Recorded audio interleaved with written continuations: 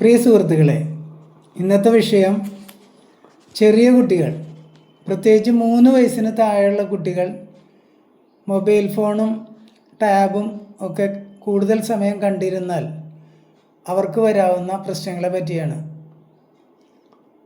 അതിലേറ്റവും പ്രധാനം, ചെറിയ കുട്ടികൾ പ്രത്യേകിച്ച് 3 വയസ്സ് വരെയുള്ള സമയത്താണ് അവരുടെ തലച്ചോറിൻ്റെ വളർച്ച നല്ല നിലയിൽ നടക്കുന്നത്. ആ സമയത്ത് മൊബൈൽ കൂടുതൽ സമയം കണ്ടാൽ ഈ വളർച്ച വളരെ സ്ലോ ആയി പോകും. അത് പിന്നീട് പഠന വൈകല്യങ്ങളിലേക്കും മറ്റു ചില പ്രശ്നങ്ങളിലേക്കും അവരെ കൊണ്ടെത്തിക്കും. അതുപോലെ തന്നെ മൊബൈലിലുള്ള ചിത്രങ്ങളും സംസാരം ഇതൊക്കെ വളരെ വേഗതയിലാണ് വന്നു പോയിക്കൊണ്ടിരിക്കുന്നത്. ഇവരിത് തുടർച്ചയായി കാണുക വഴി അവരുടെ കോൺസെൻട്രേഷൻ പവർ കുറഞ്ഞു വരും. അതും അവരുടെ പഠനത്തെ ബാധിക്കും. അവർ ഹറിബറിയാവും. മൊബൈൽ എപ്പോഴും കണ്ട് ശീലിക്കുന്ന കുട്ടികൾ ഒരിക്കലും ഇരിക്കില്ല. അവർക്ക് മൊബൈൽ തന്നെ വേണം ഇരിക്കണമെങ്കിൽ. ആ അവസ്ഥയിലേക്ക് വരും. അവർ അഡിക്റ്റായി പോകുന്നു. അവരൊന്ന് മൊബൈൽ വാങ്ങിക്കാൻ നോക്കി കഴിഞ്ഞാൽ നമുക്കറിയാം, ഭയങ്കര ദേഷ്യം, അതുപോലെ അലറിക്കരഞ്ഞ് അവിടെ കിടക്കുക, ഇങ്ങനെയുള്ള ഇതുകളൊക്കെ മൊബൈൽ തിരിച്ചു കിട്ടാൻ വേണ്ടി ചെയ്യുന്നതാണ്. ആ രീതിയിൽ അഡിക്റ്റാവും.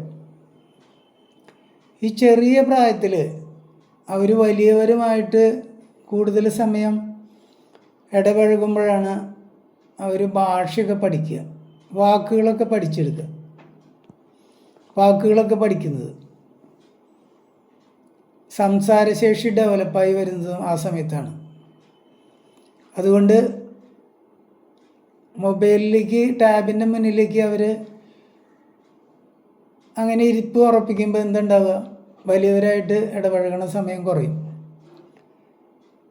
അമ്മമാരവരെയൊക്കെ വിളിച്ചിരുത്തി കഥകളൊക്കെ പറഞ്ഞ് ചെറിയ ചോദ്യങ്ങളൊക്കെ കളികളൊക്കെ ആയിട്ട് അവരുടെ പണികളും ചെയ്താൽ മതി. അവർക്ക് ശല്യമില്ലാതിരിക്കാനാണ് ഈ മൊബൈലിൻ്റെ മുന്നിലേക്ക് ആദ്യമൊക്കെ കുട്ടികൾ എത്തിപ്പെടുന്നത്. പൊതുസ്ഥലങ്ങളിലൊക്കെ നോക്കിയാൽ അറിയാം, കുട്ടികൾ കരയാൻ നോക്കുമ്പോൾ ഉടനടി അമ്മ ബാഗിൽ നിന്ന് മൊബൈൽ എടുത്ത് കൊടുക്കും. ഈയിടെ ഒരു ഹോസ്പിറ്റലിൽ വെച്ച് നോക്കുമ്പോൾ 2 വയസ്സിന് താഴെയുള്ള ഒരു കുട്ടി മൊബൈലായിട്ട് ഇങ്ങനെ കണ്ടുകൊണ്ടിരിക്കുക. നമ്മൾ തന്നെയാണ് അവരെ ആ സ്ഥിതിയിലേക്ക് കൊണ്ടെത്തിക്കുന്നത്. ഇതിങ്ങനെ കണ്ടിന്യൂസ് ആയിട്ട് കാണുമ്പോൾ ഉള്ള ഒരു വിഷയം, അവരുടെ കാഴ്ചശക്തിനെ അത് ബാധിക്കും. കണ്ണുകൾക്ക് ക്ഷീണം ബാധിക്കും, കാഴ്ച വൈകല്യങ്ങളുണ്ടാക്കും. അതുപോലെ തന്നെ കണ്ണടയൊക്കെ കുറേ നേരത്തെ വെക്കേണ്ട ഒരവസ്ഥ അവർക്ക് വന്നു ചേരും. വേറൊരു വലിയൊരു ബുദ്ധിമുട്ട് വരുന്നത് ഉറക്കക്കുറവ്. വലിയവരായാലും അങ്ങനെ തന്നെയാണ്. മൊബൈൽ കൂടുതൽ സമയം ഉപയോഗിച്ചാൽ, പ്രത്യേകിച്ച് രാത്രി സമയങ്ങളിൽ ഉറക്കക്കുറവുണ്ടാവും.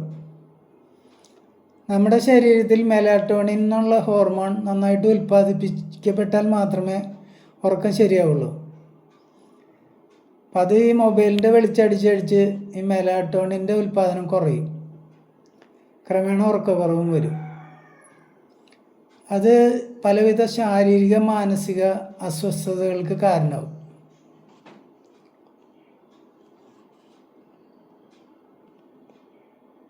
അതുപോലെ തന്നെ അവരുടെ സാമൂഹ്യ ബന്ധങ്ങൾ കുറഞ്ഞു വരും. പ്രതികരണശേഷി, വലിയവരുമായിട്ട് ഇടപഴകാനുള്ള ശേഷി കുറയും. കാരണം അങ്ങനെയുള്ള പരിശീലനം അവർ കിട്ടേണ്ട സമയത്താണ് അവർ ഇതിലേക്ക് ഒതുങ്ങിക്കൂടുന്നത്. അതുപോലെ സ്നേഹം, കരുണ, മറ്റുള്ളവരോടുള്ള സഹാനുഭൂതി, ഇതൊന്നും അവരിൽ ഡെവലപ്പായി വരില്ല. അതും അവരിൽ നിന്ന് അകന്ന്, മറ്റുള്ളവരിൽ നിന്ന് അകന്ന് നിൽക്കാൻ അതും ഒരു കാരണമായി മാറും. പിന്നെ കുട്ടികൾ എപ്പോഴും ഇങ്ങനെ ഒരു സൈഡിൽ ഒക്കെ ഒതുങ്ങിയിരിക്കുമ്പോൾ കായിക ശേഷി കുറയും. ഒരു കളിച്ച് വളരേണ്ട സമയമാണ്. അപ്പോഴാണ് അവരുടെ ശാരീരിക മാനസിക വളർച്ച നന്നായിട്ട് നടക്കുക. അതില്ലല്ലോ. അപ്പോൾ അവർക്ക് നേരത്തെ തന്നെ ഒബിസിറ്റി, അമിതവണ്ണം വരാനുള്ള ഒരു സാധ്യത ഉണ്ടാവും.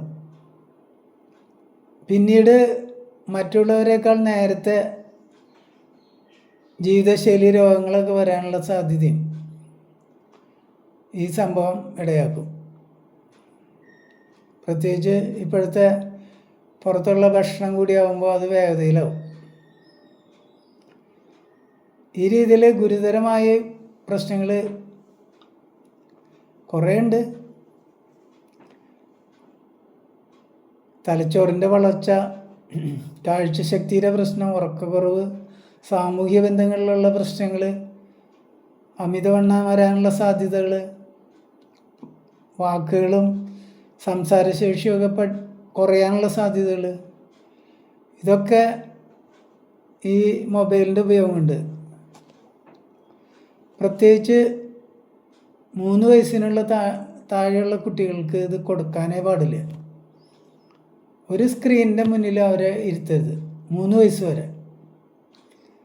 നമ്മുടെ മറ്റുള്ള ജോലികളൊക്കെ കുറച്ച് തടസ്സപ്പെട്ടാലും കുട്ടികളെ നമ്മൾ ആ സമയത്ത് അവരുടെ കൂടെ ഇരുന്ന് അവർക്ക് പറ്റിയ കളിപ്പാട്ടങ്ങളൊക്കെ വാങ്ങിച്ച് അതൊക്കെ ഓരോ കഥകളൊക്കെ പറഞ്ഞു കൊടുത്ത് കളിച്ച്, ചിത്രകഥകളൊക്കെ അവരുടെ മുന്നിൽ തുറന്നു വെച്ച് അതിലത്തെ ചിത്രങ്ങളുടെ കഥകളൊക്കെ പറഞ്ഞ് അവരെ മോട്ടിവേറ്റ് ചെയ്യുന്ന ഒരു ഇത് അമ്മ അല്ലെങ്കിൽ വീട്ടിലുള്ള അച്ചാച്ചനോ അമ്മമ്മയൊക്കെ ഏറ്റെടുക്കണം, ചെറിയ കുട്ടിയായിരിക്കുമ്പോൾ.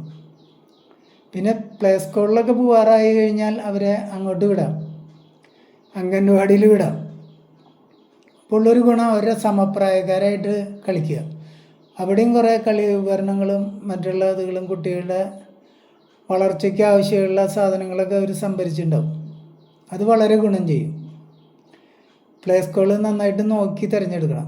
അവിടുത്തെ ആയമാരൊക്കെ നല്ല മാനസിക പക്വതയുള്ളവരാണെന്ന് നമ്മൾ ഉറപ്പ് വരുത്തണം, അല്ലെങ്കിൽ വിപരീത ഗുണം ഉണ്ടാവും. പിന്നെ കുറച്ച് കുട്ടികൾ മുതിർന്നു വരുമ്പോൾ അവരെ സമപ്രായക്കാരായിട്ട് കളിക്കാനുള്ള അവസരങ്ങൾ നമ്മൾ സൃഷ്ടിക്കണം. മുടക്ക് ദിവസങ്ങളിലൊക്കെ ഗ്രൗണ്ടിലൊക്കെ കൊണ്ടുപോവുക. അവിടെ അടുത്തുള്ള അത് ഈ പ്രായക്കാരുള്ള കുട്ടികളൊക്കെ സംഘടിപ്പിച്ച് ഓരോ ടീമുകളൊക്കെ ഉണ്ടാക്കി ഫുട്ബോള്, ഷട്ടിൽ, ബാഡ്മിൻ്റൺ, ഹോക്കി അങ്ങനെയുള്ള കായിക വിനോദങ്ങളിലൊക്കെ അവരെ ഏർപ്പെടാനുള്ള എല്ലാ സാഹചര്യവും ഉണ്ടാക്കി കൊടുക്കുക. ഉപകരണങ്ങളൊക്കെ വാങ്ങിച്ചു കൊടുക്കുക. നമ്മളും കുറച്ച് സമയമൊക്കെ അതിനു വേണ്ടി പോവുക. അവരുടെ കൂടെ നമ്മളും ചെന്നിരിക്കുക, കളിപ്പിക്കുക, പ്രോത്സാഹിപ്പിക്കുക. പിന്നീട് ചില കുട്ടികളെങ്കിലും നല്ല പ്രതിഭയുള്ള കുട്ടികൾ സ്പോർട്സ് താരങ്ങളായി വരാനുള്ള സാധ്യതയുണ്ട്. അല്ലെങ്കിൽ തന്നെ അവരുടെ ശാരീരിക മാനസിക ക്ഷമത വർദ്ധിക്കും.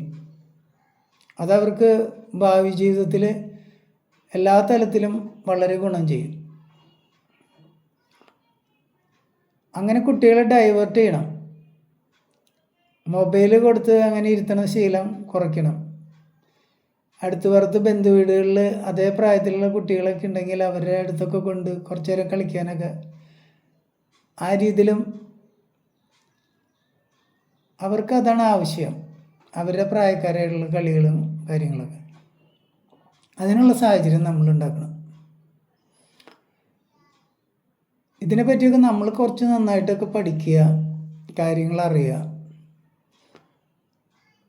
അവർക്ക് വേണ്ടത് ചെയ്തു കൊടുക്കുക എന്നുള്ളതാണ് പ്രധാനം.